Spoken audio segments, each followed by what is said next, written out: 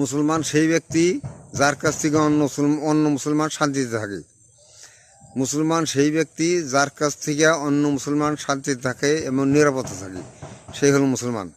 আল্লাহ পাক কুরআনুল কারীমের ভিতরে বলছে, আল মুসলিমান সালিমান মুসলিমুনা মিন লিসানি ওয়া ইয়াদি। কাজী মুসলমান সেই ব্যক্তি যার কাছ থেকে অন্য মুসলমান শান্তিতে থাকে এবং ভালো থাকে, নিরাপদে থাকে, সেই হলো খাঁটি মুসলমান। মুসলমান দাবি করলে কিন্তু ভাই মুসলমান হওয়া যায় না। মুসলমান হইতে গেলে তার ইমান, আখলাক, চরিত্র এসব ঠিক থাকতে হবে। এসব যার ঠিক আছে সেই হল মুসলমান।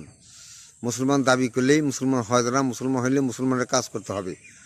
মুসলমানের কাজ করলে সেই হলো মুসলমান। মুসলমানের যে বিধান, ইসলামের যে সমস্ত বিধান, এগুলো মানতে হবে।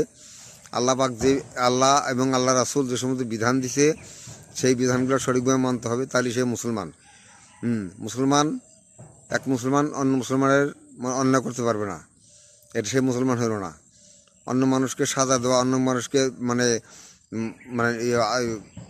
অন্যায় করা, অন্য মানুষের অন্যায় করব, সে মুসলমান হতে পারে না। কাজেই যেই মুসলমান এক মুসলমান থেকে আর এক মুসলমান শান্তিতে থাকে, নিরাপদে থাকে, সেই হলো খাঁটি মুসলমান।